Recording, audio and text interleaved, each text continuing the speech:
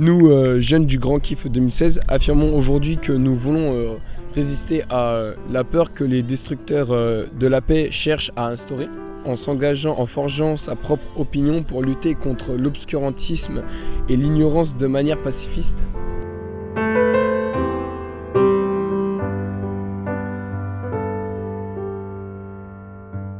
Nous sommes une famille de chrétiens.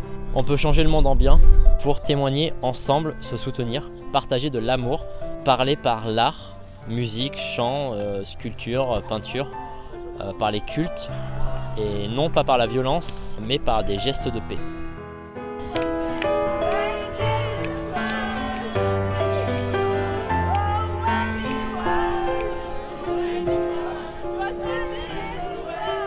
Dans le fait de témoigner, ce qui me touche personnellement, c'est la compréhension des autres. Je vois aujourd'hui, on a beaucoup parlé avec des amis que je viens juste de rencontrer durant le camp. Donc c'était presque des inconnus quoi. Il y a deux jours c'était des inconnus.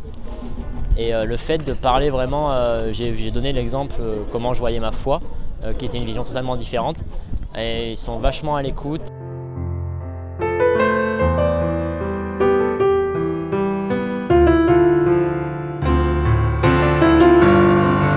Il y a voilà, des avis différents, des fois différentes. Et faire comprendre aux gens des choses de paix. Donc ça peut marcher pour certaines personnes, mais pas pour tous, comme on peut le voir avec les événements d'aujourd'hui par exemple.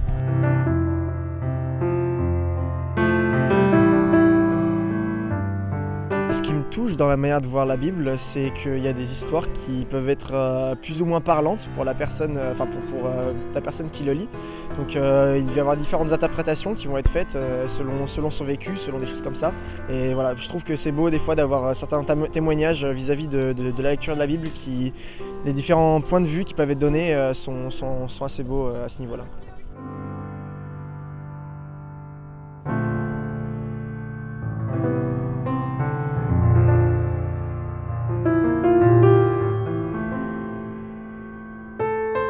La discussion permet effectivement d'éviter ces conflits, de se dire voilà, tu peux avoir ton idée, j'ai mon idée, j'ai ma façon de voir les choses, mais sans rentrer voilà, dans un conflit, juste en discuter et essayer de trouver le point commun, voilà, comme on l'a fait ici.